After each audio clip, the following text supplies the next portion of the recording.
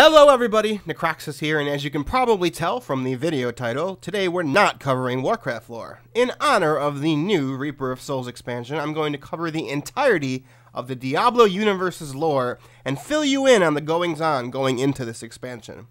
While a lot of this will be background information and not necessarily pivotal to playing Reaper of Souls, I personally am of the opinion that a fuller knowledge of the story can help one appreciate even the non-story aspects of the game. So we're going to cover the important parts of the history of the entire franchise. This will be a long 2 episodes, so hopefully you've got some popcorn. Or better yet, listen to this while you're playing Reaper of Souls or World of Warcraft or whatever else you happen to be playing at the time. So let's begin. It all began with a single perfect pearl. Yes, a pearl. This pearl housed the ultimate being known as Anu, who existed before the creation of time and space. Anu was the sum of all things, good and evil, light and darkness, physical and mystical, joy and sadness. Within this pearl, Anu considered itself and all of its facets. Seeking a state of total purity and perfection, Anu cast off all of the evil from itself. The dissonance within the Supreme Being was gone, but only for a short time. The discordant parts cast off from the god formed into the first prime evil, the 7-headed dragon Tathamet. Although the two were separate beings, Anu and Tathamet were bound within the pearl. It was there that light clashed with shadow for ages uncounted, with neither gaining the upper hand. But after a millennia of battle, they delivered their final blows. The energies unleashed by the impossible fury ignited an explosion of light and matter so vast, terrible, beautiful, and bountiful that it birthed the very universe itself. With his death, Anu passed into a benevolent place beyond the universe, a paradise of which nothing is really known about. It is the universe he helped create, however, that his legacy rippled immensely. His spine, over the countless ages, would form the crystal arch from which the high heavens took shape and form. And from this the arch did birth the angels. These angels, also known as seraphim, are winged celestial beings of light and sound given form. And leading them is the mysterious Angiris Council, a group of the 5 most powerful archangels, which included the Archangel of Wisdom, Malthael, the Archangel of Fate, Ethereal, the Archangel of Hope, Auriel, the Archangel of Justice, Tyrael, and their leader, the Archangel of Valor, Imperius. As for his rival, Tathamet, the dragon's death rippled across the universe as well, although in a complete opposite faction to Anu. Tathamet's body became the Burning Hells, the realm opposite of the high heavens, and one which housed those that formed from Tathamet's death, the demons. From each of his 7 heads did Tathamet posthumously create the 7 great evils. These evils were divided into the lessers and the greaters. The lesser 4 evils were known as the Maiden of Anguish, Andariel, the Lord of Pain, Duriel, the Lord of Lies, Belial, and the Lord of Sin, Asmodan. While the 4 lesser evils were immensely powerful in their own right, they did not hold a candle to the 3 greaters. The Lord of Destruction, Baal, the Lord of Hatred, Mephisto, and finally the youngest and the strongest, the Lord of Terror, Diablo. Where Anu and Tathamet personified the fight between good and evil, their offspring did the exact same. The Angiris Council directed their angels against the 7 great evils and their demons in a confrontation known as the Eternal Conflict. The conflict primarily took place in the realm of Pandemonium, a place of existence at the epicenter of reality. It is the scar that remained from the violent creation of the universe caused by Anu and Tathamet. And what was the prize that each side sought? The World Stone. Anu's eye that remained after his death. This mountain-sized object of immense power sat in the center, and ownership of it transferred from angel to demon many times. Pandemonium itself was a curious realm, representing the traits from both heaven and hell, and was said to have a warped sense of reality in it. At times, however, the eternal conflict would reach the gates of heaven and hell itself, but soon factions within both sides began growing weary.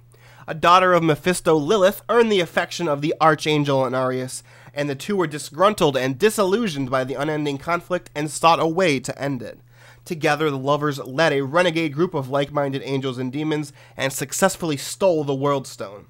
They used its power to create a world of their own, where angels and demons could coexist peacefully away from the eternal conflict. And so, the world of Sanctuary was created. The disappearance of the World Stone soon caught the attention of both heaven and hell, as both sides became puzzled at how such a powerful item that could create worlds could disappear without a trace. Union of demon and angel would also bear fruit as well, and soon beings known as the Nephilim came about. Children of Lilith and Inarius, the Nephilim held the power of both angels and demons, and were indeed far more powerful than either of them. Their forebears feared that not only might the Nephilim become a threat one day, but more dangerously, their actions might draw the attention of heaven and hell to Sanctuary. Thus, some of the renegades called for the extinction of the Nephilim, while some sought to protect them. For her part, Lilith was driven into a mad frenzy by the threat of her children's death, and began to hunt down and kill her fellow renegades after morphing into a horrific beast. Inarius was enraged by her actions, but he could not bring himself to kill his beloved.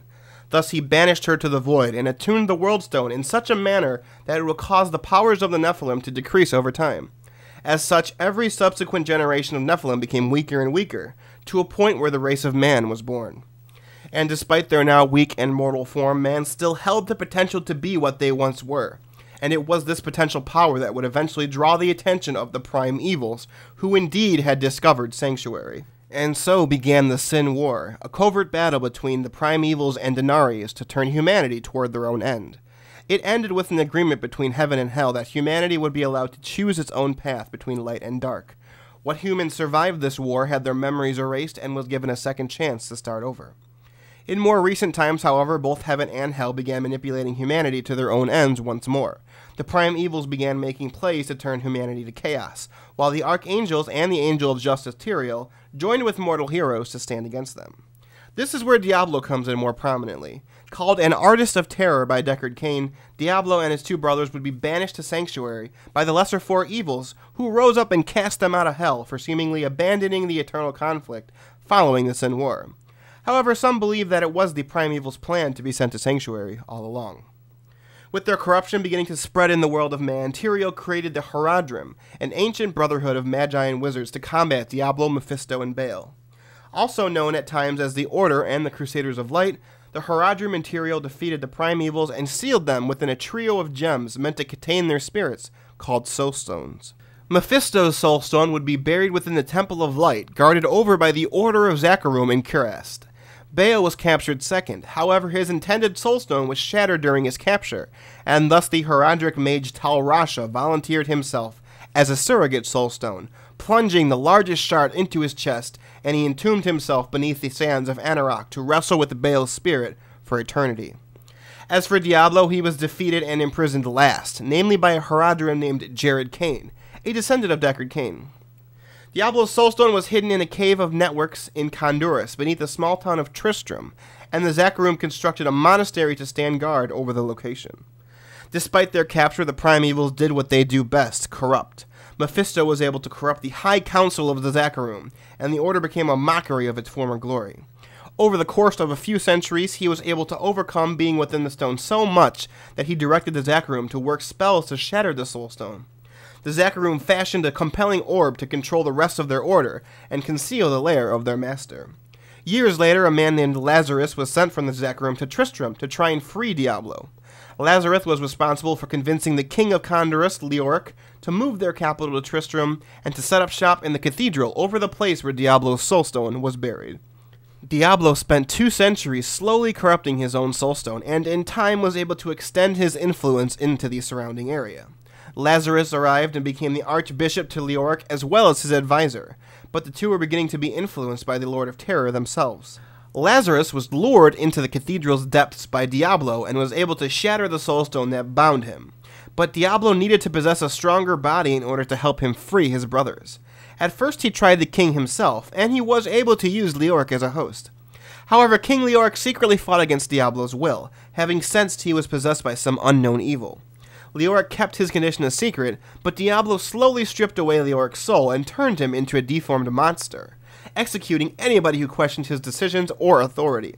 Lazarus kept near the corrupt king at all times and sought to keep the king's corruption a secret, and even managed to convince the king that his own wife was plotting against him, resulting in her execution. Still, despite all of this, part of the king's soul remained and fought against the Lord of Terror. Thus, Diablo abandoned the king, leaving him even more broken and crazy than before. He instead turned to Leoric's younger son, Albrecht, easily taking control of him.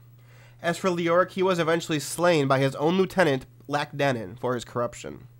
Despite his madness, Leoric had once been loved, and as such was given a proper burial beneath the cathedral. Unfortunately, with Diablo's influence having spread, he immediately was resurrected as the Skeleton King. Now with the body full under his control, Diablo began shaping an outpost of hell within the cathedral's catacombs. By spreading terror into the surrounding countryside, Diablo attracted many heroes who sought to cleanse the land of evil. The strongest of these heroes was Leoric's eldest son, Aiden. Invading the cathedral with a rogue and a mage ally at his side, Aiden successfully defeated his father's warped form of the Skeleton King, killed Lazarus, and struck down Diablo. Despite all of this, Aiden still hadn't been spared the corruption that his father and brother had. As his party made its way deeper and deeper into the cathedral's catacombs, Aiden became fully influenced by the power of the Lord of Terror. After achieving supposed victory, Aiden believed the only way to control the corrupting influences of Diablo was to plunge his soul stone into his own head.